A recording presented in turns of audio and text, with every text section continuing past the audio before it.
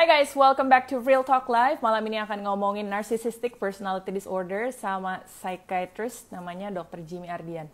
Teman-teman udah bisa lihat suara gue, udah bisa lihat muka gue dan denger suara gue belum? Gue sedih nih kalau kayak gini terus udah 2 kali ngulang. Gak enak sama psikiaternya. Aku sedih. Gimana teman-teman? Sekarang udah jalan kah? Aman gak? Gimana teman-teman? Udah ya, aman ya? Oke, gue undang Dr. Jimmy Ardian nih. Third time's the charm ya. This one bisa. Lancar, bismillah. Oke.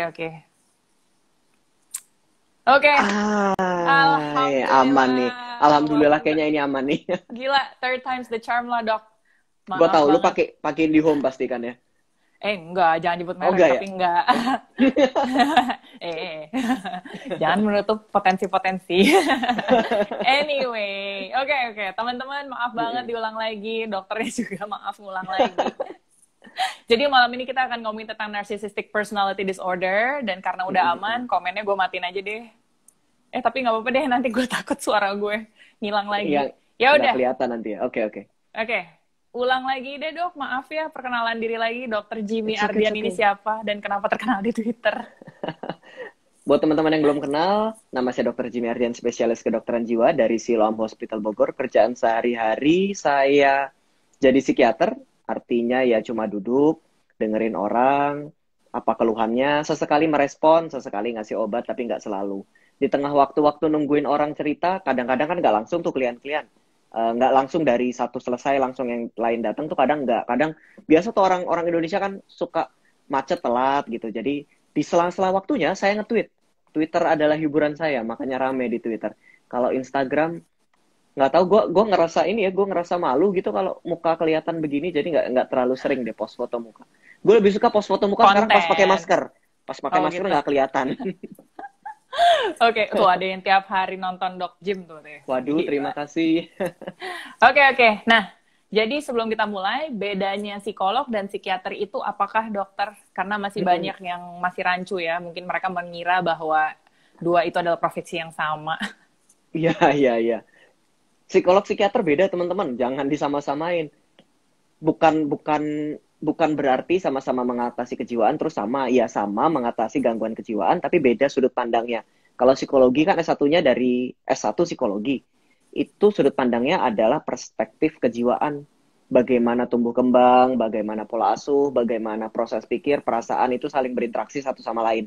Nah, kalau psikiatri itu S1-nya dari kedokteran, maka sudut pandang dari gangguan kejiwaan yang sama nih, diambil sudut pandangnya dari perspektif kedokteran medis. Biologis, sarafnya gimana, hormonnya gimana, dan lain sebagainya. Nah, jadi pengobatannya pun beda nih. Kalau psikiater banyak dominan kepada pendekatan biologis, termasuk pengobatan dengan obat, atau dengan ada nanti alat-alat yang ditempel kepala buat ngebenarin saraf-saraf gitu ada. Kalau psikologi, intervensinya lebih banyak kepada konseling, psikoterapi, terapi keluarga mungkin misalnya, ngobrol-ngobrol yang panjang gitu. Bedanya marital counseling juga. Iya, marital counseling. Point of view-nya yang beda. Gitu. Oke, thank you. Nah, udah gitu kita ngomongin tentang Narcissistic Personality Disorder. Orang-orang udah dari sejak nggak tahu ya beberapa tahun lalu kan kayak selalu ngatain narsis banget sih lo, padahal cuma nge-post selfie misalnya. Itu kenapa sih lo tahu nggak sih kenapa itu bisa muncul by the way? Padahal cuma ini ya, cuma misalnya orang cerita tentang kehidupan pribadinya gampang banget ngomong narsis gitu. Menurut gue tapi gimana? Tapi yang lebih sering sih sebenarnya kalau nge-post foto muka sendiri, selfie dibilang narsis banget sih. Atau isi satu feed muka sendiri, nih orang narsis banget sih. Padahal that's not the definition gitu loh. Bukan. Ya mungkin dia memang menikmati wajahnya karena bingung mau foto apa lagi kan bisa aja ya. Atau ya emang kalau lu gitu kan foto muka cocok gitu. Kalau jualan. Kalau gue foto muka, percaya nggak percaya nih, gue kalau tiap posting foto muka gue, follower gue kurang cuy. Jadi beli tulisan aja. Beli tulisan aja. Oke, jadi definisi Narcissistic Personality Disorder itu apa sih sebenarnya? Narcissistic Personality Disorder itu ada kata disordernya ya, berarti it's pervasive, berat gitu. Terus menetap, Dan pola ini yang gangguan jiwa ya berarti ya. dan betul, dan ini gangguan jiwa. Jadi kita perlu kenal dulu ada namanya narcissistic personality and narcissistic personality disorder.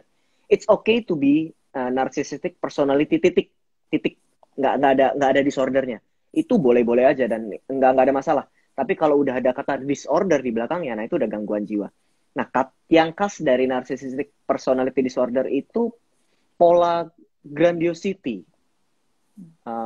Grandiosity pakai bahasa normal, merasa dirinya lebih daripada yang lain. Termasuk Anda, termasuk orang-orang di sekitar. Kalau gue narsisistik, gue akan nganggep yang di sekitar itu selalu Di bawah. di bawah gue. Entah itu dalam bentuk fantasi, jadi gue ngebayangin orang lain di bawah gue, atau dalam bentuk behavior. Gue ngerendahin orang lain dalam bentuk nyata, kata-kata gitu. Itu polanya begitu. Terus dia butuh untuk dipuji. Ada orang yang admire gitu kan, ada orang yang muji-muji gitu, itu kebutuhannya. Plus kabar buruknya ada lack of empathy. Susah buat ngerasain yang orang lain rasain tuh apa sih sebenarnya. Nah, karena Psikopat kayak ya. gini, iya mirip-mirip lah ya. Karena kombinasi ini kan kombinasi yang buruk ya. Biasanya kombinasi ini dilanjutkan dengan sikap yang manipulatif. Karena nggak bisa ngerasain emosi orang lain, karena kombinasi dari kebutuhan untuk merasa tinggi, tapi merendahkan orang lain. Jadinya nanti sikapnya cenderung untuk memanipulasi orang lain sesuai dengan maunya gue gitu kepada orang lain. Nah, tapi tadi kan lu bilang narcissistic personality dan yang ada disordernya itu berbeda. Bedanya di mana, Dok? Kenapa narcissistic personality masih oke, sedangkan kalau ada disordernya udah gitu? Kalau mau bilang narcissistic personality itu ya banyak yang ngalamin. Contoh-contoh. Kayaknya kita kalau ngelihat ke dalam nih ada 1032 orang nih yang nonton. Kalau kita masing-masing berefleksi ke dalam, dari kalimat tadi ada nggak sih yang sebagian kayak kita, gue butuh dipuji, gue butuh ngerasa lebih tinggi dari orang lain, atau gue butuh, gue kadang susah ngerasain empati ke orang lain kalau pas gue lagi di posisi lebih tinggi. Tapi ya itu kadang-kadang aja, itu gue bisa handle. Gue tahu kalau ini perasaan gue lebih tinggi, kenyataannya emang gue biasa aja. Kita kayak bisa membedakan this is my point of view atau this is my need sama reality gitu. Itu kebutuhan gue buat dipuji, tapi gue tahu ini kebutuhan gue. Kadang terpenuhi, kadang enggak. Nah, selama kita masih bisa membedakan antara persepsi kita, pikiran kita sama realita, it's okay, nggak apa-apa. Kan ada orang yang memang butuh dipuji lebih daripada yang lain. Tapi selama dia sadar itu bukan disorder. Kata disorder muncul ketika orang lain udah mulai keganggu nih. Orang lain udah mulai kena manipulasi, orang lain udah mulai direndahkan secara real. Nah, itu ada kata disorder kan, mengganggu. Kalau pada BPD, borderline personality disorder, yang terganggu rata-rata diri sendiri. Nah, kalau pada narcissistic personality disorder, yang terganggu biasanya orang lain mulai komentar gitu. Malah biasanya yang NPD nggak nyadar. NPD-nya jarang nyadar, biasanya sekitarnya nyadar duluan. Halu aja. Tapi disclaimer dulu kali ya buat teman-teman, kalau ini ciri-ciri yang tadi dokter udah jelasin itu bukan jadi materi untuk self-diagnose. Jadi untuk didiagnosa mungkin menderita NPD itu harus ke psikiater atau psikolog. Baiknya kalau buat mendiagnosa NPD sekaligus penanganannya, sebaiknya ke psikolog dulu. Walaupun nanti ujungnya akan ke psikiater buat beberapa medication kalau dibutuhkan, tapi baiknya ke psikolog dulu. Oke. Sebentar, sebelum mulai ke NPD lagi nih, tadi dokter ngomongin tentang ini orang selalu butuh pujian, which means selalu butuh validasi, which means sebenarnya butuh kayak words of affirmation. Nah, banyak yang nanya juga, sempat ada yang nanya kayak apa bedanya kalau butuh words of affirmation yang masih sehat sama yang butuh validasi terus-menerus, kalau nggak bisa, kayaknya rendah gitu. Gimana ya ngomongnya ya? Kayak, yang masih level yang healthy sama yang unhealthy itu gimana? Kalau kita mulai mandang diri kita, terutama diri personal loh ya, sebagai sesuatu yang terlalu spesial, unik, terus have unlimited power gitulah, gue pinter banget atau gue pasti sukses banget, gue brilian banget, itu udah mulai waspada, karena begitu kebutuhan itu muncul, pikiran tadi muncul, kita akan butuh orang yang admire secara berlebihan, karena realnya manusia nggak ada yang punya unlimited power atau unlimited success. atau unlimited love misalnya, Hmm. ideal love kadang-kadang. Hati-hati dengan pola-pola ketika kita udah mikir kita begitu besarnya, itu admire-nya pasti nggak tepat. Nah, kapan kita bisa ngecek? Biasanya kalau orang masih sehat nih, orang masih sehat, butuh dipuji, itu ada momennya, ada waktunya. Ada kejadian yang cocok, ada momen yang pas. Tapi Mungkin kalau lagi habis ada achievement apa kali ya. iya, atau ada kejadian apa, nggak most of the time. Kalau udah disorder, itu tidak ada waktu di mana kita nggak dipuji. Kalau orang butuh dipuji itu wajar, tapi kita akan terima kritik kan ya. Masalah ada kekurangan apa, ada masalah apa. Tapi kalau NPD nggak ada waktu untuk itu. Kalau gue salah berarti salah orang lain. Kalau gue Hmm. buruk berarti yang buruk orang lain. Sulit untuk mereflect. Karena kan gue unlimited success, unlimited power. Gue nggak mungkin salah deh pokoknya. Nggak mungkin. Orang lain pasti yang salah gitu. Oke, oke. Tadi kita udah ngomongin soal definisi, berarti em, gimana caranya, gimana ya? Kalau kita lihat ada orang yang seperti ini, maksudnya hubungannya dekat, misalnya ternyata dia adalah orang tua kita, atau mungkin ternyata nggak sengaja, bukan nggak sengaja, salah nikah sama orang yang NPD ternyata sebenarnya. Belum Itu premarital gimana? counseling berarti ya. Iya, tapi belum Belum tentu tentu sih, ketahuan belum juga. tentu sih. Tapi Belum tentu ketahuan, iya, betul. Itu karena kan butuh-butuh biasa, proses memang. iya butuh proses memang. Gimana tuh dok? Mm-mm. Terjebak, Ya, terjebak. terjebak. Ya, yang pertama-tama teman-teman, sadari ada hal yang bisa kita kendaliin, ada hal yang nggak bisa kita kendaliin. Nah, mengubah orang NPD jadi sembuh, itu jelas nggak bisa kita kendaliin.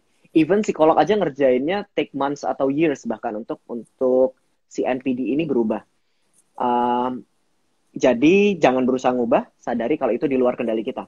Plus yang kedua, maka yang dalam kendali kita adalah diri kita sendiri kan ya. Nggak bisa ngendalin kan, gue dimanipulasi terus. Iya, gue paham. Rasanya nggak enak banget, rasanya salah terus, rasanya percuma yang gue katakan, pendapat gue semuanya sia-sia di depan dia, itu rasanya nggak enak banget, betul. Cuman mari kita sadari uh, ada yang namanya boundaries. Kita butuh memberikan batasan. Karena orang-orang narsisistik itu suka suka nembus batasan gitu loh. Kalau batasan Karena personal kan gue dia nggak ditembus, peduli. dia nggak peduli. Dan lebih tepatnya dia nggak bisa ngerasain juga sih. Jadi memang memang sense-nya ngerasain emosi orang lain tuh nggak terlatih dari dulu. Jadi nggak bisa. Jadi kalau kalau kalau misal tadi ini kan kita live. Terus sebenarnya kan bukan salah lo buat ini putus nyambung kan ya, itu out of control.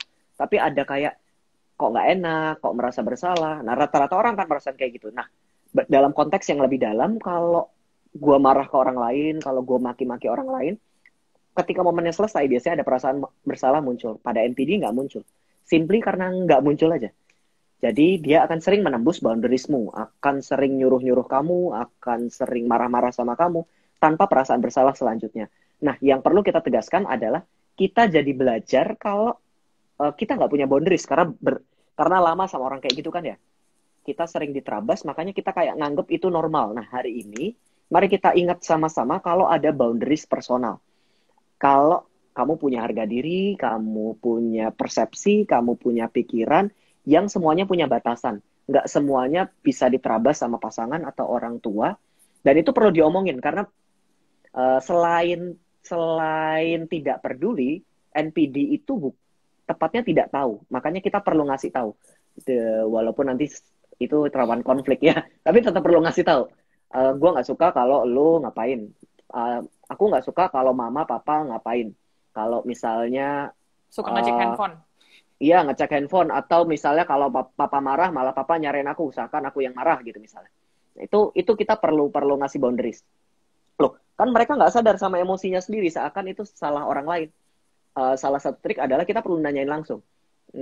Papa ngerasain apa hari saat ini? Kok marah sama saya? Mama ngerasain apa saat ini? Kok nuduh saya enggak gitu. Jadi kita konfront dia. Apa nama emosimu? Biar reflect ulang. Oh iya, barusan saya emosi ini, makanya saya marah ke orang lain atau negur nuduh orang lain gitu. Tadi gitu. tadi nanyanya soal apa ya? Kok gue ngomongin ke sana Gimana? ya? Gue lupa. Nggak, tapi menarik. Nggak, tapi maksudnya lebih ke how to deal with them aja sih. Kalau kita Mm-mm. sudah kira-kira spotted Oh, bahwa, oh ini mm-mm. ciri-cirinya gini nih. Oh iya, gue Itu, tadi ngomongin boundaries. iya, Ah, ah, tapi ah. yang lu sebutin ya, ciri-cirinya itu kayak misalnya jadi takut ngapa-ngapain, ntar disalahin mulu. Karena kita nggak pernah benar, Mm-mm. judulnya kita nggak pernah benar, kita nggak pernah cukup Mm-mm. di mata orang NPD kan. Benar-benar Itu sebenarnya toxic relationship banget sih. banget sih. Iya, sama orang-orang NPD ini. Nah, Mm-mm. tapi lu masih ada yang mau ditambahin nggak gimana cara deal with people yang kayak gini, apalagi kalau kondisinya terjebak? Ya. Gue mau highlight tadi boundaries sampai kemana-mana lupa. Boundaries, jawabannya adalah boundaries. Kita nggak bisa ngatur orang lain, yang bisa kita atur adalah diri kita sendiri. Kalau misalnya teman-teman adalah anak dari orang tua yang begini, mungkin ada waktunya kita butuh set waktu ini, sampai kapan saya ada di rumah, sampai kapan saya terus-menerus bersama orang tua saya. Pertimbangkan baik-baik untuk keluar dari rumah. Loh, tapi saya jadi anak gak berbakti, nanti dulu. Jadi anak yang lebih sehat, lebih baik daripada berbakti, Yang tapi gak waras sehat. dulu sih. Waras dulu, sehat dulu. Dan, Kalau kita udah mulai terganggu terus-menerus, ya artinya gimana berbakti kalau kamu gak sehat? Bisa berbakti tapi keluar dari rumah itu lebih baik. Misalnya kamu ngerasa orang tuamu yang manipulatif, abusive dan lain sebagainya kayak NPD tadi.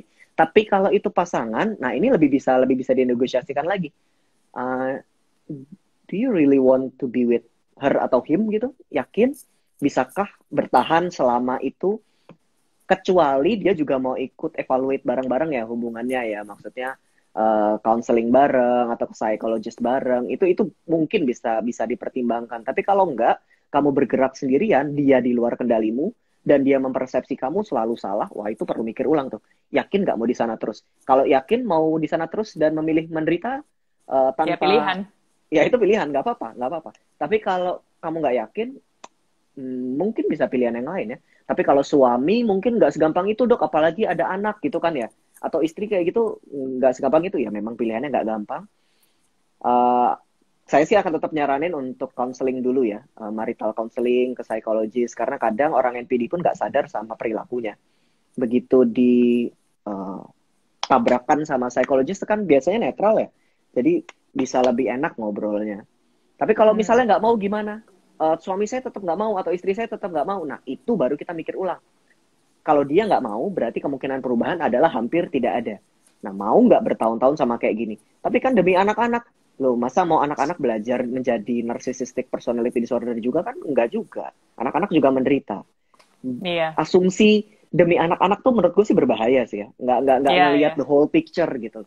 Betul, dan soal demi anak ini udah pernah gue bahas juga di Insta, Oke. di highlights gue. Jadi emang udah banyak yang, tapi kalau dari demi anak ini melenceng bentar. Kalau ngomongin demi Mm-mm. anak, yang dibahas di highlights di Catwomanizer adalah Mm-mm. perspektif dari anak-anak yang orang tuanya tidak memilih berpisah.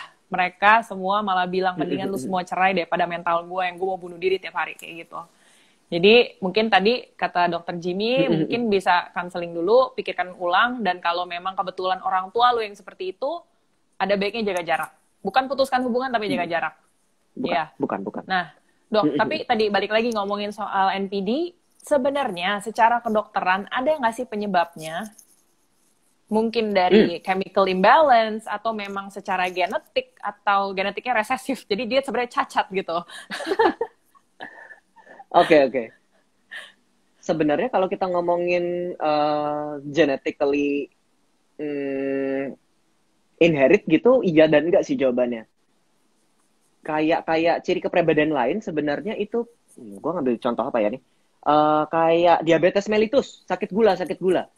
Gue bisa punya lahir dengan gen itu, tapi kalau gue jaga kesehatan, kalau lingkungan kerja gue sehat, kalau nggak ada yang ngerokok, semuanya olahraga, pokoknya clean semuanya, ya gue nggak berkembang jadi sakit gula.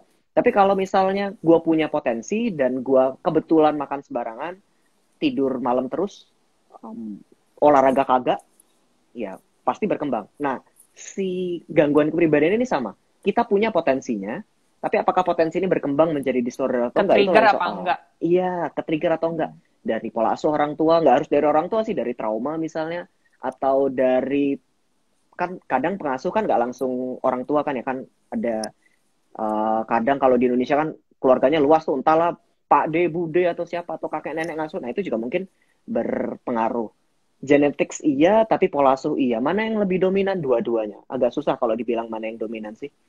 Mm-mm. Oke, baik-baik. Nah, tadi terus ngomongin soal toxic behaviors juga. Tadi udah dibilang karena dia mungkin nggak punya empati dan nggak tahu batasan, jadi nggak pernah merasa salah. Tapi kalau dalam toxic behavior biasanya akhirnya bisa minta maaf, meskipun nanti ujungnya manipulatif. Bener kan? Bisa kan Iya, sebenarnya iya, kan? bisa, Tapi bisa. kalau Ya. kalau kalau kayak gitu berarti sebenarnya mereka-mereka ini udah lebih advance ya. Manipulatifnya tingkat tinggi. Sampai bisa minta maaf dan manis-manis lagi, tapi sebenarnya nggak ada perubahan gitu. Enggak. Oke, oke. Nah, kalau gitu ngomongin tadi juga mungkin belum disebut. Ada yang namanya gaslighting. Nah, kalau dokter, gaslighting itu kan perilaku toksik juga. Itu Ya, ya, ya. artinya apa definisinya? Nah, gaslighting ini salah satu teknik manipulasi. Tadi kan kita ngomong kalau NPD salah satunya adalah sifatnya secara interpersonal itu manipulatif. Nah, gaslighting ini salah satu tekniknya. Tekniknya sederhana sih. Kalau pasanganmu atau lawan bicaramu mulai membuat kamu meragukan dirimu, pikiranmu, memorimu, kewarasanmu, kesadaranmu, pokoknya apa aja dalam dirimu, dan dia udah mulai, dan kita mulai mikir, bener nggak sih kayak gitu? Kok kayaknya gue yang salah? Nah, itu hati-hati tuh. Itu udah mulai gaslighting. Pasti banyak ya, kalau kalau di kayaknya di story lu kan malah malah banyak tuh cerita-cerita tuh. Kalau di tempat praktek gue rata-rata malah kayak misalnya kasusnya selingkuh. Tahu tiap hari tuh temanya selingkuh ada aja. Ada pasangan yang selingkuh, yang cowoknya selingkuh, misalnya yang ceweknya terus nanya, yang tadi kamu telepon siapa? Apaan sih, aku tadi nggak nelpon, kamu salah salah denger nih gitu. Atau enggak, itu bukan siapa-siapa, ngapain sih kamu cemburu melulu, dasar posesif gitu misalnya. Padahal yang ceweknya pure cuma nanya. Lalu mulai itu mikir, apa iya ya gue posesif ya? Apa iya gue salah ya nanya terus ya? Nah, itu namanya gaslighting. Udah mulai Kita menyalahkan diri sendiri lah ya. udah mulai meragukan, menyalahkan, padahal sebenarnya posisi kita tadinya netral-netral aja. Nah, itu hati-hati. Teknik manipulasi 1.0, gaslighting. Oke, oke. Nah, kalau oke deh sebentar, ngomongin manipulatif dulu nih. Teknik manipulasi. Selain gaslighting ada apa lagi sih, Dok? Sebenarnya tekniknya ada banyak ya. Kalau kita ngomongin teknik banyak, jadi mendingan ngomongin core-nya aja, gimana nih dia. Gua lebih suka ngomongin core. Semua teknik manipulasi didahului dengan guilt. Jadi kalau kamu mulai merasa bersalah atas apapun tindakan yang tidak kamu perbuat, hati-hati. Itu sebenarnya lagi dimanipulasi. Guilt itu emosi yang bikin orang dimakan inside out gitu loh. Kayak dipaksa berubah, bergerak, padahal itu bukan gua. Kalau kita udah mulai merasa bersalah atas sesuatu yang jelas-jelas bukan kita yang buat, itu udah teknik manipulasi tuh, apa aja, mau gaslighting, Silent mau apa treatment. sih? Silent treatment itu kan dibuat merasa bersalah juga kan. Ketika ada muncul guilt, beware teman-teman. Nah, itu musuhnya. Oke, oke. Nah, terus kalau ngomongin tentang NPD lagi nih, apakah mungkin kita membantu menyadarkan dia bahwa something's wrong, man. Kayaknya mending kita terapi yuk. Buat temenin deh. Boleh jujur nggak? Boleh jujur nggak? Silahkan. Kayaknya, ini mungkin follower yang butuh tamparan-tamparan semua. ini kayaknya pertanyaan yang paling sulit dari semua live yang gue ikutin nih. even I don't know the answer. Gue nggak tahu jawabannya. Gue sepanjang praktek yang entah berapa ratus atau ribu mungkin udah yang konseling, cuma 2 gue pernah ngadepin pasien NPD. Jadi termasuk dari masa pendidikan ya, yang which is itu 6 years ago maybe, itu cuma 2 yang gue kerjain. Jadi sejarang itu orang NPD seek for help. Nah, kalau ini yang 2 orang yang pernah lu temui ini, mereka disuruh atau kemauan diri sendiri karena merasa ada yang salah, atau gimana nih? Nah, itu juga dua-duanya yang bawa pasangannya. Tapi paling nggak masih nurut lah ya. Paling nggak masih nurut. Paling nggak dia sadar kalau perilakunya sebenarnya mengganggu pasangannya. Poin itu bagus. Ketika pasanganmu terus-menerus terganggu, maka mungkin masalahnya bukan pada pasanganmu saja, mungkin kitanya. Apalagi kalau kita kayak nggak bisa ngerasain emosi dari pasangan kita, kayak gua yang bener terus, hati-hati. Mungkin sebenarnya kita yang bermasalah. Pada saat itu, seek for help itu penting. Dari dua yang konsisten menjalani terapi, satu. Ada perubahan beneran?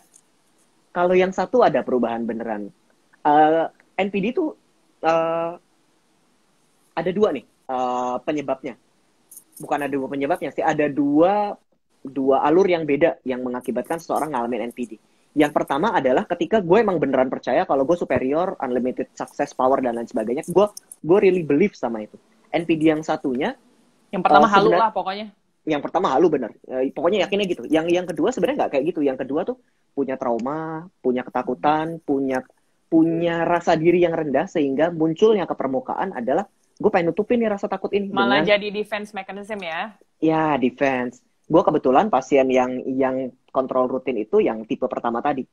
Jadi kita tahu, bukan yang halu, kedua, sorry. Yang defense mechanism lah ya. Yang defense mechanism. Jadi lebih enak. Oh, dia tahu emosinya, dia tahu latar belakangnya, begitu itu disentuh, runtuh sendiri nanti si NPD-nya, D-nya yang runtuh, NP-nya masih, tapi nggak apa-apa. Kan nggak masalah. Oke. Berarti sebenarnya memang yang penting tuh self-awareness. Tapi again, untuk bikin orang sadar, bikin diri sendiri sadar aja kadang susah. Ya nggak? Bener. Ngomongin soal kesadaran diri sendiri aja, kadang-kadang kalau ditanya emosi kita apa, kita juga nggak bisa nggambarin. Nggak tahu kenapa marah. Iya nggak tahu, tapi marahnya kenapa? Apalagi menyadarkan orang lain. Iya. Gue biasanya ngambil contoh kayak gini sih. Ini contoh gue di praktek. Kalau saya ngerasa diri saya kayak Siwon, gue ngerasa diri gue kayak Siwon. Kira-kira orang lain akan bisa nggak ngasih tahu gue kalau gue nggak mirip-mirip sama Siwon? Gue lebih mirip sama siapa kayak gitu. Terserah. Nggak mungkin orang ngasih tahu. Gue akan tetap enggak, lu ya nggak suka sama gue. Lu buta, lu nggak bisa ngeliat gue kayak Siwon gitu. Gue nggak bisa bedain antara diri gue sama realita ketika gue terjebak sama pikiran gue sendiri. Nah, salah satu tips buat teman-teman kalau kita ngerasa gue selalu benar, coba belajar ragukan pikiran. Karena kita nggak akan bisa sadar sepenuhnya kalau kita nggak belajar meragukan pikiran kita sendiri. Oh, gue hebat. Wait, nanti dulu deh. Bener nggak sih? Apa yang kira-kira menentang bukti pikiran gue ini? Itu justru ngebantu. Gitu. Gue bukan Siwon, by the way. Kami bisa melihatnya, tapi oke. Iya, jadi tadi kan ngomong kalau di bahasa, kalau gue suka ngomong itu ngomongnya challenge your assumptions. Kan kita tentunya punya asumsi-asumsi seperti tadi, misalnya asumsi bahwa diri kita selalu benar, diri kita yang paling hebat, paling semuanya. Nah, selain itu asumsi juga, makanya challenge. Bisa jadi kita salah. Yang mana nggak apa-apa, karena berarti kalau kita udah nyadar salah, bisa ada pembelajaran. Gitu. Yes, itu malah bagus, bener. Oke, nah terus Dok, pernah nggak sih kayak lu nonton film apa, terus kayak lu menganalisa sendiri, terus kayak, ini karakternya MPD banget sih. Ada nggak kepikiran siapa nggak? Aduh, gue nonton film action semua sih ya, jadi gimana? Oh ya, kalau NPD harus drama soalnya. Iya, harus drama. Kalau action nggak ada NPD, tembak-tembakan. Iya. Betul. Apa? Iya. Apa? Anyway, ya udah. Terus, nah. Lo ada film apa? Gue juga nggak kepikiran. Soalnya kalau Hannibal Lecter, dia bukan, gue nggak tahu NPD atau nggak, tapi jelas dia psikopat sih soalnya. Enggak, itu bukan NPD, bukan. Iya, bukan. Makanya. Iya, dia psikopat. Oh iya. Bahas ini deh dikit, bedanya narcissistic personality disorder dan borderline, BPD, borderline. BPD itu bukan bipolar, guys. BPD itu borderline personality disorder. Bedanya apa, Dok? Bipolar tuh BD, bukan BPD, nggak pakai P. Bedanya, jadi bipolar sama narcissistic itu ada dalam satu kelas. Salah.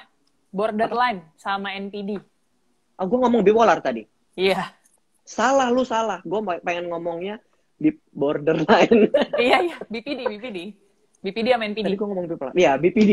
BPD itu ada di satu klaster yang sama dengan NPD. Jadi kalau kepribadian itu ada beberapa klaster ABC. Di satu klaster B itu ada borderline.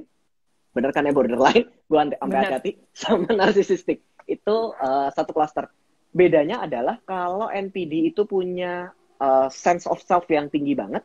Kalau borderline itu fragile sense of self-nya. Gue nggak tahu siapa gue nggak ngerti gue mau ngapain, hidup gue nanti buat apa, lebih jauhnya lagi kayak gitu. Jadi perkembangannya beda.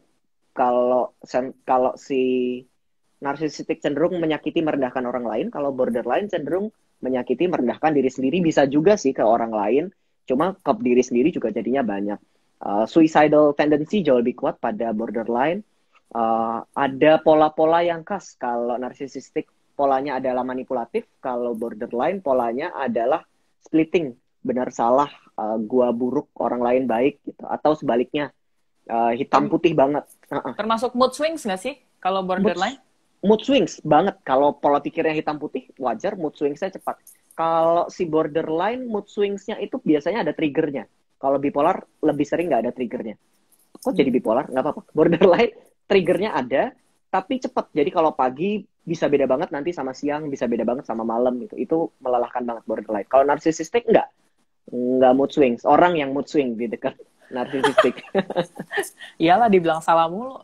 Oke, Iya. nah terus terapinya gimana dok? Kalau untuk orang NPD sebenarnya? Terapinya tuh sebenarnya lebih dominan ke psikoterapi sih.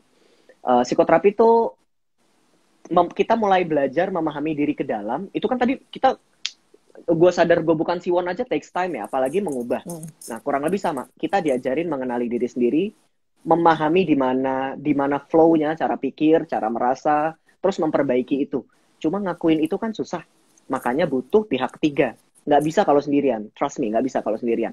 Biasanya ke psikologis. Terus kadang-kadang dalam prosesnya, ketika seseorang yang narsisistik itu, yang percaya dirinya hebat, uh, pokoknya oke banget, Almighty lah. terus mengenali ada kelemahan, bahkan dirinya penuh kelemahan, biasanya ada masalah tuh di sana, ngerasa mulai keganggu atau ngerasa rendah atau malah jadi marah-marah. Di sana mungkin butuh medication. Pada poin itu mungkin dirujuk ke psikiatris biar tidak terjadi dalam proses kesembuhan, tidak terjadi damage yang besar gitu. Pada saat itu mungkin dibutuhkan medication. Jadi kemana dulu? Ke psikologis dulu pertama-tama. Oke, nah kalau gitu ini tadi kita udah ngomong soal terapi untuk yang mengidap NPD. Kalau terapi untuk atau ya how to heal gitu. Kalau kita pernah jadi korban NPD atau korban ya tadi yang manipulatif, kan susah Banyak juga nih. karena susah karena kan ngerasanya kan kita udah rendah sekali gitu loh. Bahkan sampai jadi belief akhirnya. Nah itu gimana dok? Benar. Nah itu manusia belajar dari pola. Kalau kita punya pola, kalau kita sudah terlanjur belajar bahwa kita low, lebih rendah dari orang-orang sekitarnya, selalu salah, maka pola tadi akan menjadi belief.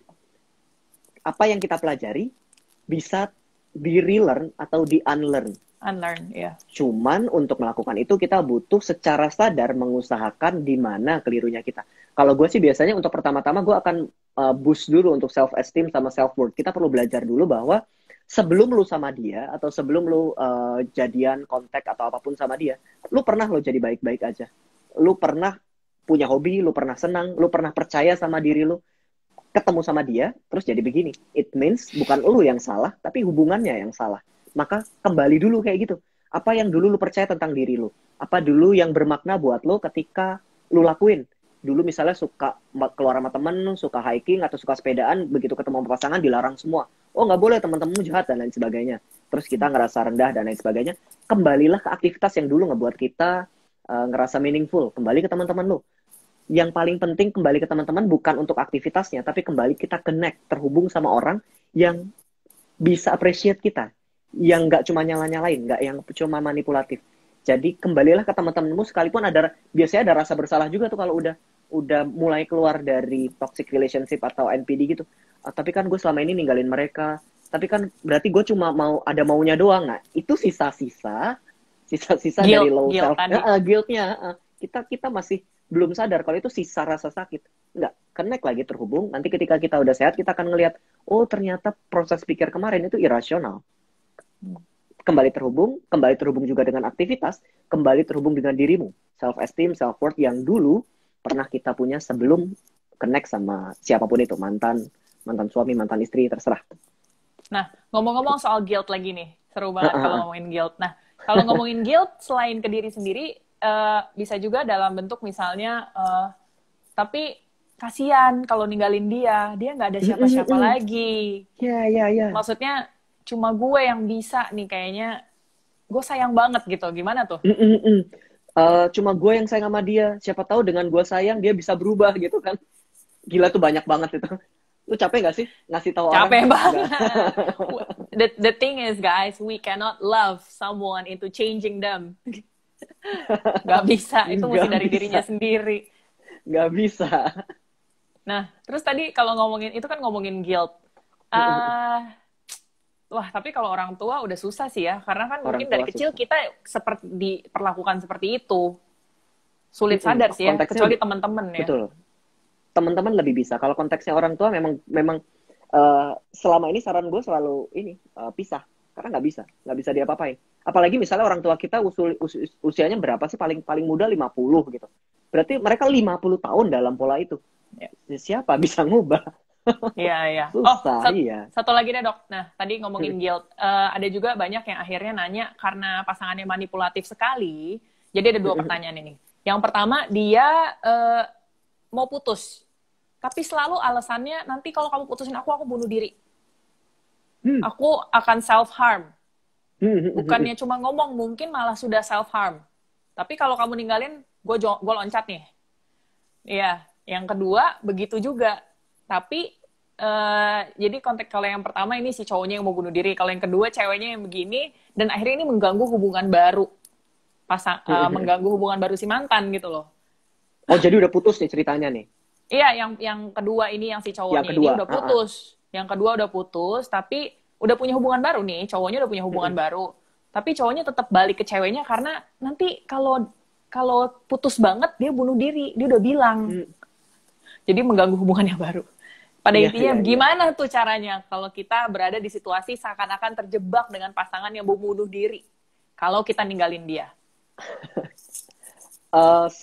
Pertama, perlu di-highlight, saya tidak merendahkan perilaku bunuh diri setelah kalimat ini. Cuman, mari kita pahami sama-sama, kalau saya sakit pilek, batuk, atau bahkan sakit jantung, atau bahkan stroke, maka saya bertanggung jawab untuk mengakui saya sakit, lalu saya berobat.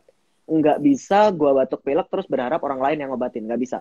Even kalau misalnya gue ke dokter, kalau gue dikasih obat batuk pilek, kalau gue nggak minum, ya gue nggak akan sembuh. Setiap kita bertanggung jawab atas rasa sakit, emosi, perasaan, pikiran kita masing-masing. Tidak bertanggung jawab atas pikiran, perasaan orang lain. Even tadi seakan-akan kan tadi permainan manipulasinya, lu bertanggung jawab atas emosi gue. Kalau gue meninggal itu salah lo. Itu ngelempar tanggung jawab ya. It doesn't work that way. Perasaan, pikiran manusia hanya bisa diperbaiki dari dalam oleh orangnya. Dibantu oleh orang lain, iya dibantu oleh orang lain. Tapi kalau obatnya aja nggak diminum, mana bisa berubah? Kalau gue aja nggak ngaku gue sakit, gue nggak bisa berubah. So first thing, kalaupun lo mau bantu dia untuk pergi ke psikiatris atau psikologis terdekat. Kalau ancamannya sudah bunuh diri, saran saya selain ke psikologis atau psikiatris, hubungi keluarganya. Hubungi bahkan mungkin kantor polisi. Karena kalau ancaman bunuh dirinya serius kan, itu juga urusannya kepolisian ya. Supaya dia dilindungi dari dirinya sendiri. Itu bukan tugasmu untuk dia nggak bunuh diri. Itu tugasnya untuk menyembuhkan rasa sakitnya. Apa yang kita lakukan itu kebaikan, bukan tanggung jawab. Jangan dibalik-balik. Tanggung jawab kita ke dalam diri, menyembuhkan kalau sakit. Keluar, itu namanya kebaikan. Kalau gue nggak ngelakuin kebaikan, gue salah nggak? Nggak juga dong. Kan nggak ngebuat gue jadi orang yang nggak baik. Ya kalau memang gue nggak capable, ya just don't do it. Nggak apa-apa. Even psikiatri psikologis tuh ngerjain suicidal itu panjang loh. Dan belajarnya lebih panjang lagi. Kalau kamu nggak dalam kapabilitas itu, jangan. Even kalau itu pacarnya psikologis atau psikiatris, pasti akan dirujuk ke psikiatris lain kan ya? Nggak mungkin dikerjain sendiri, nggak mungkin. Iya, nah jadi kalau tadi mengutip kata lu juga, itu bukan tanggung jawab kita kalau misalnya, karena menurut gue, karena gue pernah dalam posisi di mana gue juga ada yang ngancem. Kalau kamu gini, aku mau bunuh diri aja. Terus tapi ada yang nimpalin lagi, kamu mau si ini bunuh diri gara-gara kamu. Gue yang kayak, kalau dia bunuh diri bukan tanggung jawab gue, itu pilihan dia. That's not my fault, don't put it on me. Jadi harus disadari dulu bahwa apapun yang terjadi itu pilihan dia. Bukan gara-gara lo, apalagi kalau sampai nyala-nyalain lo akhirnya. Oke. Dok, ini berhubung pertanyaannya 100. Anjay, 100. Makanya, wow, hebat sekali. Ada yang bilang topik kayak sih. Asli, kayak Invisible Man katanya. Invisible Man gue nggak tahu tuh. Nah, oke. Nonton Invisible Man. Iya. Gue juga nggak tahu. Oke, Q&A. Bedanya belajar meragukan pikiran dengan lagi di gaslighting gimana, Dok? Belajar meragukan pikiran itu kamu belajar meragukan pikiranmu sendiri. Di Oh, gaslighting Hah? oh, oke, bener. Gue baru ngeh. Belajar meragukan Gue pikiran nangkep. tadi. Challenge, Kalau challenge your own thoughts. Oke. kalau di gaslighting kan kita ragu, tapi bukan kita yang men-challenge, orang lain memberikan stimulus sehingga kita meragukan pikiran kita sendiri. Kalau kita challenge your own thought, ya berarti lu yang lagi melakukannya ke diri lu sendiri. Bukan ada stimulus dari orang lain. Memang lu lagi mikir-mikir. Dan bukan karena disalahkan orang lain. Iya, bukan karena disalahkan orang lain. Dan challenge pikiran itu kadang nggak tujuannya bukan nyari bener salah loh. Tujuannya cuma apa bukti yang mendukung, apa bukti yang tidak mendukung. Mungkin dua-duanya ada, tapi itu aja cukup. Jadi kita punya banyak perspektif dari sebuah kejadian. Itu aja challenge. Nggak cuma sekedar nyari mana yang benar, mana yang salah gitu. Kalau gaslighting pasti kita nyari, gue salah ya. Apa dia yang benar ya? Pasti kayak gitu nanti. Kayak itu sih ya, kayak apa namanya? Lebih ke refleksi kali ya. Bukan refleksi. Reality check lah. Reality check, ya. Kontemplasi kali ya? Enggak sih, bukan kontemplasi juga. Bahasanya aneh. Iya, oke. Kalau NPD ketemu psikolog, malah psikolognya kena manipulasi juga. Terus kitanya tetap disalahin. Loh, kok hebatan pasiennya ini? Hebatan pasiennya? Enggak sih. Jurus sih. apa ini? Jurus, itu mungkin yang udah levelnya ini ya, advance ya. Kok jadi begini? Oke. Bisa nggak sih psikolognya kena manipulasi? I don't think itu case-nya ya. Mungkin bukan kena manipulasi, mungkin butuh proses dulu untuk pengenalan, dipahami dulu gitu. Karena untuk ngenalin pola kan butuh beberapa kali sesi. Mungkin bukan psikolognya kena manipulasi, mungkin lagi ngikutin flow-nya aja. Enggak kok, enggak mungkin kena manipulasi. Oke, Dokter Jimmy, gimana ya caranya biar sembuh dari gaslighting? Saya berhasil lepas, tapi masih ada trauma. Kembali, ketika kita putus dari hubungan yang keliru, reconnect dengan 3 hal. Dengan orang lain, yang sebelumnya kita pernah deket, dan itu bermakna buat kita, reconnect dengan diri kita sendiri, aktivitas yang dulu, reconnect dengan diri sendiri yang dulu pernah ada, lu gimana orangnya, lu serunya gimana, hobi lu apa, dan reconnect dengan aktivitas yang menurutmu bermakna. Apa yang dulu kamu lakukan dan itu membuat dirimu lebih utuh. Kembali ke 3 hal ini. Dulu. Karena ujung-ujungnya sebenarnya membangun self-esteem dan self-confidence dulu sih ya, ujung-ujungnya. Iya, ujung-ujungnya itu. Oke. Waduh. 100. Kalau narsisistik dan histrionik gimana dok bedanya? Karena seperti cukup tipis bedanya. Wow. Kalau dibaca sih cukup tipis ya, tapi kalau dilihat enggak tipis. Histrionik itu enggak manipulatif sih, dia cuman suka terhadap pujian. Misal,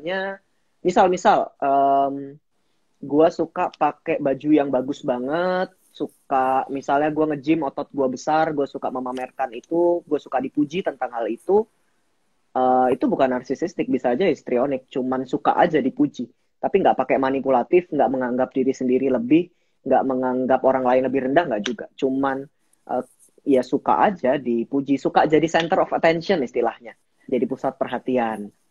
And it's okay, nggak apa-apa. Beda banget kan sama yang ngerendahin orang lain kan beda banget. Walaupun sama-sama kelihatannya suka tampil, enggak juga, beda. Gitu. Oke. Menarik. Pantes pernah ada yang bilang ke gue. Waduh. Bukan gue ya? Bukan. Perbedaan antara psikopat dan NPD. Psikopat tuh apa? Psikopati, betul. Sosiopat dan psikopat. Beda-beda ini sih, beda. Yang satu genetics. Istilahnya apa? Gue lupa deh. Machiavellianism apa itu? Yang hurufnya depannya M bukan yang lu maksud? Bukan. Machiavellianism. Sosiopath. Maksudnya iya kan? Udah nggak disebut psiko kan? Sosio kan? Sosiopath. Ini sih beda-beda penulis sih. Jadi kalau ada ya penulis yang nulis sosiopath, maksudnya keduanya. Ada term psikopat yang dimaksud genetik, sosiopath yang dimaksud itu not born that way, tapi raised that way gitu. Ada pola asuh yang membuat gara-gara trauma gitu. Lagi. Gara-gara trauma biasanya. Kalau psikopat katanya karena genetik. Ada penulis yang nulis kayak gitu. Tergantung penulisnya siapa. Iya, gue baca sih itu. Perbedaannya apa nih perbedaannya? Aduh, gue udah berharap gak ada yang nanya ini. Perlu ini sih teman-teman. Psikopat itu tidak ada dalam kriteria diagnosis sebenarnya. Jadi itu adalah istilah yang ditulis oleh beberapa penulis psikologi dan penulis psikiatri, tapi tidak masuk dalam kriteria diagnosis. Jadi kalau teman-teman baca buku kitab diagnosis psikologi itu nggak ada tuh tulisannya psikopat, nggak ada. DSM-5 itu. Mau DSM-5, mau apa sih gue lupa, ada tuh yang dari Inggris juga beda. Itu juga nggak ada psikopat. Nggak ada sama sekali. Psikopat itu istilah untuk orang yang tidak bisa merasakan empati. NPD, salah satu kriterianya adalah orang yang memang kesulitan merasakan empati. Apakah kemudian jadi sama? Ada irisan yang mirip.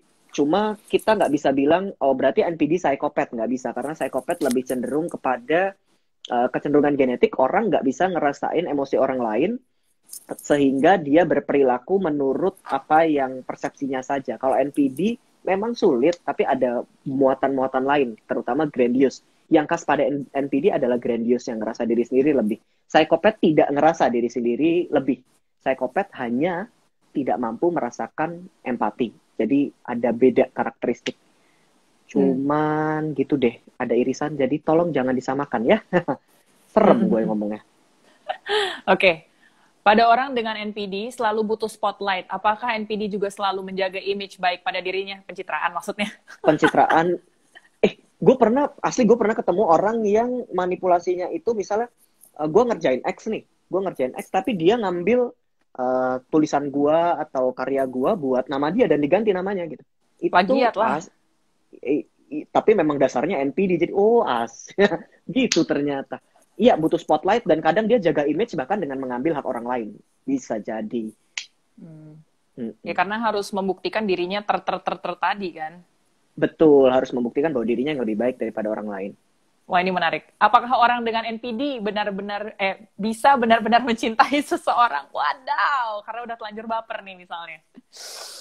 Dia bisa mencintai dirinya sendiri. Benar, kalau dirinya sendiri orang berarti itu yang dia cintai. Bisa mencintai orang lain, gue terjebak sama kata-kata benar-benar mencintai sih. Kalau benar-benar mencintai, feelingnya mungkin benar. Tapi need-nya dia untuk grandiose tetap nggak bisa mengalahkan iya benar. Perasaan cintanya. Itu dua hal yang beda ya. Dia bisa aja dia suka sama orang lain, cuman feeling grandiose-nya tetap need itu nggak bisa hilang dengan cinta.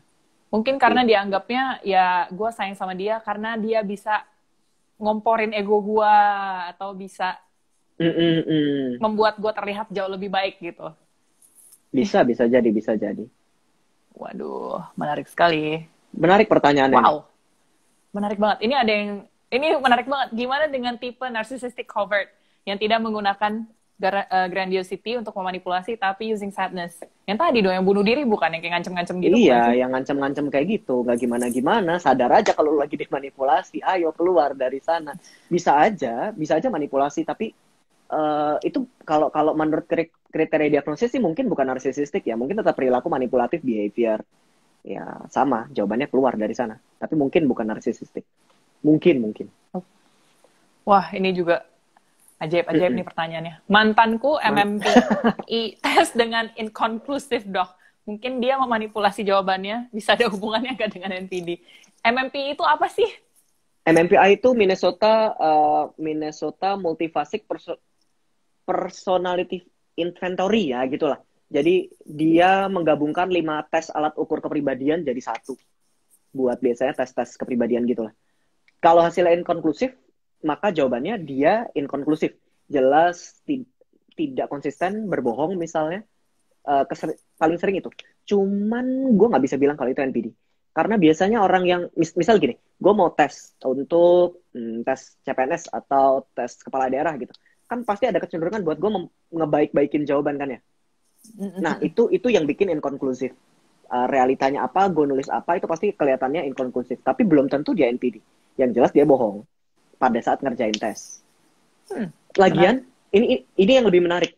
Ini kan mantanmu. Ya apapun hasilnya, ya sudah ikhlaskan saja. Betul. Kata keywordnya itu kayak, ya udah sih, kenapa masih kepo gitu kan? Oke. Ini banyak banget pertanyaannya sampai bingung. Oke. NPD bisa insecure nggak? Bisa. Even kita bicara tentang orang yang grandios, besar, percaya dirinya hebat, itu bukan berarti dia tidak bisa merasakan rasa sakit. Bahkan tepatnya orang yang narsisistik ketika ada injury sedikit, ada penolakan sedikit, ada kegagalan sedikit, itu injurinya lebih besar ketimbang orang biasa yang ya gue udah biasa sih gagal, halo gagal, my old friend gitu. Oh, Itu lebih bisa. karena Uh-uh. dia percaya dia bisa semuanya, tapi ternyata realitanya tidak. Mm-mm. Jadi Tidak. kaget. Jadi bisa sebenarnya. Oke. Waduh, sebentar, Dok. Ya? Oke, sebentar. Jadi, waduh, ternyata dia error. Oke, udah bisa. Dok, lu nonton ini nggak? Apa? Netflix yang You? Aduh, gue belum nonton. Orang udah bilang-bilang nonton tuh. Ya, Terakhir gue elah, nonton cuma ya udah. special playlist. Udah telat ya? Ya udah. Enggak, tadi ada yang nanya soalnya menurut dokter itu karakternya apa. Enggak, gue nggak nonton. Gue jarang Oke. nonton. Gue nge-tweet. Iya, oke. Cara deteksi orang yang PDKT sama kita sebenarnya ada NPD atau enggak? Susah nih ya. Susah. Sign of manipulative behavior juga jarang kan ya. Kalau lagi PDKT tuh jarang-jarang kelihatan. Karena konfliknya kan nggak terlalu dominan ya. Ya, dan sebenarnya kalau menurut Uh-uh. gue, mungkin orang-orang yang kayak gini karena saking manipulatifnya justru di masa PDKT ini baik sekali. Susah Jadi kalau di susah. awal ya. Susah. Memang susah. Gue nggak punya jawaban untuk ini. Susah jawabannya. Cuman kalau udah ada sign di awal-awal pacaran daripada dilanjutin diakhiri. Atau suruh dia konsul. Kalau udah ada sign. Oke, nah ini juga bagus nih. Sampai batas mana kita boleh meragukan diri kita sendiri biar nggak jadi menyalahkan diri sendiri. Ini pertanyaan bagus banget. Bagus banget. Pertanyaan reflective thinking, reality check, atau cognitive diffusion, apapun nama tekniknya itu, tidak untuk menemukan benar salah. Oh, berarti ini gue pikiran salah, berarti gue yang salah. Nggak gitu. Kita cuma ngecek realita aja. Apa bukti yang menyanggah, apa bukti yang mendukung. Udah gitu aja. Di masa lalu gue pernah nggak ngalamin hal yang serupa. Di masa lalu pernah nggak ada fakta yang lain. Gitu. Cuma ngecek aja. Tidak untuk memblame, menyalahkan, oh gue salah, gue benar. Gitu. Nggak untuk itu. Cuma untuk ngecek. Jadi batasannya adalah hanya untuk mengecek pikiran pikiran dengan realita. Bukan ngecek pikiran realita dengan dirimu. Enggak. Ini bukan tentang dirimu, pikiranmu. Dan pikiranmu bukan kamu. Beda. Oke. Nah, ini orang tua yang NPD bisa bikin anaknya ikut NPD nggak, Ci? Karena perilakunya. Ya. Jadi mirroring perilaku ya? Jawabannya emang iya. Kalau yang ini sering banget nih gue ketemu nih. Orang tuanya gimana, anaknya gimana. Tapi mungkin yang datang bukan anaknya, yang datang pasangan dari anaknya. Begitu diruntut, oh iya berdua sama. Ya karena itu Sering. they learn the behavior soalnya. Kan children see, children do. Bukannya children Iya. dengerin doang sebenarnya. Enggak, percuma dikasih tahu. Yang lihat. Waduh. Yakin nggak mau sama yang NPD? Kalau enggak, orang NPD bakal terus sendiri dong. Terus kita harus gimana? Ya bukan urusan lo lah. Berobat. Jawabannya berobat. Jawabannya ke psikologis. Kalau enggak, orang NPD bakal terus sendiri terus dong. Enggak. Mereka akan bertumbuh kalau sadar mereka mengalami gangguan dan menyembuh. Tapi itu bukan tanggung jawabmu, itu tanggung jawab mereka. Kita bertanggung jawab sama diri kita masing-masing. Ingat poin itu. Kita bertanggung jawab sama diri kita masing-masing. Wow. Ini, Dok, NPD bisa mengidap penyakit lain juga nggak? Kayak skizo atau bipolar. Skizo kan berarti halusinasi, tapi halusinasinya melihat hantu. Iya. Bukan halo-halo yang pakai hashtag di Twitter. Bukan. Ini sama kayak nanya, bisa nggak orang yang kena corona meninggal karena kecelakaan? Ya bisa-bisa aja. Nggak apa-apa. Betul sekali. Benar. Bisa. Oke. Nggak nyambung soalnya. Oke. Ya ini, kan? Gimana cara terbaik buat bikin dia sadar Yang kalau NPD, dia NPD? gitu ya. Susah bagian ini. Kan udah dikasih tahu tadi kalau saya juga kebingung. Ini pertanyaan tersulit dari seluruh live yang ada. Kasih tahu aja kalau kamu terganggu dan mungkin kalian butuh konsul, tapi nggak usah nyebut-nyebut NPD menurut saya. Ya, karena ngomong udah aja, di-labelin doang. udah ngomong aja kalau kamu ngerasa kalian berdua butuh konsul. Ajak. Gitu. Oke. Ini banyak banget pertanyaannya. NPD disebabkan pola asuh, sudah dijawab. Ini ada yang dok kalau ke-trigger sama respon chat orang lain saat sama pasangannya yang sama, Gimana sih? Gue bingung. Dok dok kalau kalau suka suka ke-trigger gue orang bingung. lain yang sama saat pasangan marah, gue nggak nangkap. Ya udah, ganti dulu deh, skip. Dok, Gue nggak saya nangkap. didiagnosis BPD Heeh. oleh psikiater. Apa ada cara lain yang bisa saya lakukan selain konseling dan konsumsi obat? Ada sih, tapi dua itu harus dilakuin dulu. Konseling dan konsumsi obat perlu dilakuin dulu. Setelah itu kita bisa banyak banget teknik yang bisa kita pakai. Dialectical behavior therapy itu teknik favorit gue buat BPD. Biasanya hasilnya relatif oke. Terus kita bisa melakukan yang lain. Aktivitas olahraga, latihan buat grounding, lalu apa ya, hobi melukis, menggambar, apapun itu selama kita bisa distract dan merasa fulfill, itu oke. Tapi dua tadi Oke, harus tetap dilakuin. oke. Dok, bisa jadi salah satu simptom NPD nggak kalau tukang bohong? Pathological liar ya? Uh, uh, uh, Gimana ya? Enggak juga sih. Ya, ya mungkin NPD bisa bohong, tapi bukan sign orang tukang bohong NPD, bukan. Tapi NPD emang pasti jago kalau manipulatif. Bohong itu salah Manipulatifnya bukan bohongnya sih, iya. manipulatifnya. Kalau bohong itu lain ceritanya lagi sih. Oke, Bukan, oke. simptomnya nggak bohong. Aduh, ini. Oke. Apakah seseorang NPD selalu play victim dan selalu manipulatif ke orang lain? Selalu manipulatif secara interpersonal, yes. Itu salah satu gejala yang khas pada NPD. Kalau play victim itu salah satu teknik manipulasinya. Jadi bisa iya, bisa pakai teknik, bisa yang lain, bisa rage, bisa marah, bisa silent, bisa gaslight, bisa macam-macam. Nggak harus play victim, tapi itu tekniknya, iya. Waduh, ini apa lagi nih? Dok, perbedaan Nah, itu maksud gua tuh. Maci. Machiavellianism dan NPD apa, Dok? Itu yang tadi lo Makia. bilang yang psikopat tapi Iya, itu. Makia. Bentar, gue susah bacanya nih. Machiavellianism. Machiavelli. Iya, sebenarnya itu bagian dari hmm, apa bahasanya ya? Salah satu bagian dari NPD itu si Machiavellianism. Kalau gua nggak salah pemahaman sih kayak gitu. Itu uh, ya gitu deh. Salah satu simptomnya kalau nggak salah. Kalau nggak salah, egosentris gitu-gitulah. Oke. Ini ada lagi nih. Bedanya melakukan afirmasi ke diri sendiri dan toxic positivity ke diri sendiri, batasannya di mana nih? Gue lebih suka afirmasi itu sesuatu yang netral sih. Misalnya gini, kalau gue toxic positivity, gue pasti bisa, gue pasti berhasil gitu. Itu menurut gue too positif. Kalau gue Kayak motivator-motivator gitu. Kamu pasti bisa. Padahal nggak tahu semangat. Iya, circumstances-nya, nggak tahu, nggak realitanya nggak tahu. tahu nih. Kalau gue afirmasi, gue selalu ngajarin afirmasi ke diri sendiri buat klien-klien gue tuh yang netral. Misal begini, gue punya potensi buat bisa, tapi mungkin juga enggak. Gue akan berusaha sebaiknya, tapi gue nggak tahu hasilnya. Itu affirmation yang lebih netral ya. Kita berusaha sebaiknya, tapi ada ruang buat gagal. Gue lebih suka afirmasi itu yang kayak gitu. Jadi kamu boleh afirmasi. Netral tapi melihat realita sih sebenarnya ya. Nggak tuh positif, tapi nggak juga tuh negatif ya. Netral aja, biasa aja. Lihat Realistis realitanya. jadinya. Menarik.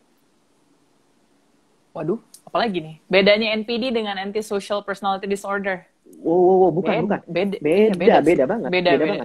Beda. Antisosial, jauh. Antisosial, ya antisosial. Ansos tuh bukan yang sendirian nggak suka berteman ya teman-teman, bukan loh. Kagak. Antisosial itu yang kekerasan, yang melanggar pelanggaran hukum, nggak, itu antisosial. Beda. Tuh, jadi teman-teman jangan ngasal ngomong ansos padahal artinya beda. Oke. Jauh banget. Gimana caranya bisa terus-menerus punya self awareness? Jawabannya cuma latihan. Kita bisa melek, sadar, tapi kita nggak sadar sepenuhnya kita lagi ngapain. Kamu bisa ngobrol, tapi kamu nggak sadar apa yang sebenarnya kamu inginkan untuk sampaikan. Itu tanda buruk. Dan manusia sekarang self-awareness-nya rata-rata kurang terlatih. Karena kita biasa dalam pace yang cepat. Salah satu untuk melatih self-awareness adalah ngerem. Sebelum ngomong, mikir dulu. Sebelum bertindak, mikir dulu. Sadari sebenarnya what you really mean. mau ngapain sebenarnya, mau ngomong apa, mau bertindak apa, itu latihannya yang buat pelan-pelan. Gitu, Kalau pelan-pelan. refleksi melalui journaling, nolong nggak? Itu nolong banget bener. Itu juga sering gue pakai sih kalau tiap malam biasanya gue nyuruh beberapa klien buat buat mengajukan pertanyaan reflektif tentang hari itu, buat ngebangun awareness-nya dia sama kondisinya. Contohnya gimana dok pertanyaan reflektifnya? Mungkin bisa dibocorin kisi-kisinya. Ini kisi-kisi pertanyaan ada, kalau gue sih naruhnya ada 4 ya. Ada trigger, emosi, pikiran, evaluasi. Biasanya gue akan nyuruh dia nulis apa sih hari itu yang ngebuat perasaan lo terganggu, triggernya gimana, emosi yang muncul pada saat itu apa aja. Nah, pikiran lu yang muncul pada saat itu sebenarnya lagi mikir apa aja tuh. Oh, gue orang yang buruk, enggak orang lain yang jahat dan lain sebagainya. Nah, itu pikiran yang ditulis, terus itu yang dievaluasi. Eh, Sebenarnya benarkah pikiran tadi, sebenarnya benarkah asumsi gue tadi gitu. Jadi gue bisa sadar sepenuhnya apa yang gue pikirkan, rasakan, alami, dan iya bener ya, trigger kan alami, pikirkan, dan rasakan. Betul. Dibangun kesadarannya. Nah ini juga nih, yang terakhir deh pertanyaannya. Papa saya Ya, orangnya nggak pernah mau minta maaf kalau dia salah. Harus menghadapinya gimana? cara pertama, jangan pernah berharap dia minta maaf. Mukjizat itu. Mujizat. Karena begitu kita berharap dia minta maaf, kita yang sakit. Jadi jangan berharap dia minta maaf. Kedua, kalau mau ngajarin dia cara minta maaf dengan kamu minta maaf, itu hak kamu, tapi kamu nggak wajib melakukan itu. Anggaplah itu kebaikan kalau mau, tapi kalau nggak, it's okay, nggak apa-apa. Kedua, kalau misalnya emang udah terganggu banget sama kesalahan-kesalahan yang sering, dan apalagi dia gaslight membuat kamu yang merasa salah misalnya, pikirkan baik-baik, mungkin kita butuh untuk menjaga jarak. Bukan menghilangkan hubungan. Gue suka banget tadi kata-kata lo. Tapi menjaga Memutuskan jarak. hubungan ya, jaga jarak. Bukan jaga jarak. Karena kalau gue lagi nggak enak badan, depan gue orang pilek, boleh dong gue jaga jarak. Kan nggak apa-apa. Iya. Dan yang selalu gue bilang sebenarnya we cannot heal our wounds kalau if we continue to stay in the in an environment gitu yang ya. yang terus nyakitin kita, ya gimana kita mau sembuh gitu. Oke. Satu pertanyaan lagi deh. Boleh lah. Oke. Ya udah sekali lagi deh nih. Kalau ketika ada teman yang lagi dalam episode suicidal, apa yang harus dilakukan? Make sure he is safe, atau she is safe. Make sure dulu dia safe. Terserah caranya gimana. Kalau bisa loh ya, jangan mencoba menolong secara online. Itu susah banget. Jadi cari orang terdekat, call aja dia. Entah keluarga, entah siapa, call dia dulu. Lalu minta untuk menjauhkan semua benda-benda yang berbahaya. Karena biasanya suicidal tendency ini spontan. Ketika fasenya selesai, dia akan mulai bisa mikir lagi, mulai akan bisa evaluate lagi. Tapi in the moment nggak bisa. Jadi Impulsif, jangan impulsif. Jangan in the moment kita ngajak dia bicara. Pokoknya pada saat itu safety yang diutamakan. Terus yang kedua, ingat itu bukan tanggung jawabmu. Kamu nggak bisa menghentikan atau memutuskan untuk dia tidak melakukan sama sekali, enggak. Itu out of your control. Jadi yang bisa kamu lakukan adalah berusaha buat membantunya. Dengan cara apa? Salah satu yang ngasih tahu. Cara kedua adalah kalaupun fasenya udah selesai, ajak dia untuk konsultasi. Kalau nggak selesai-selesai. Biasanya akan berulang. Hati-hati. Iya. Oke. Thank you banget dokter atas waktunya. Thank you banget. Malam ini gila seru banget, kita bahasannya banyak juga ya ternyata ya. Anjay, lu bisa ngilangin question box-nya? Gue nggak pernah bisa. Oke. Susah pencetnya. Tapi anyway, mungkin lain kali kita live lagi ngomongin borderline kali ya, sama bipolar. Seru banget. Serius, itu seru banget pasti. Tadi ada yang request soalnya. Thank you banget teman-teman. Iya. Thank you banget teman-teman udah stay tune, pertanyaan-pertanyaannya cerdas-cerdas semua malam ini. Gue seneng bacainnya, dokter seneng jawabannya. Iya. Thank you banget dok. Sampai jumpa. Selamat malam semuanya. Selamat malam. Thank you deh. Thank you.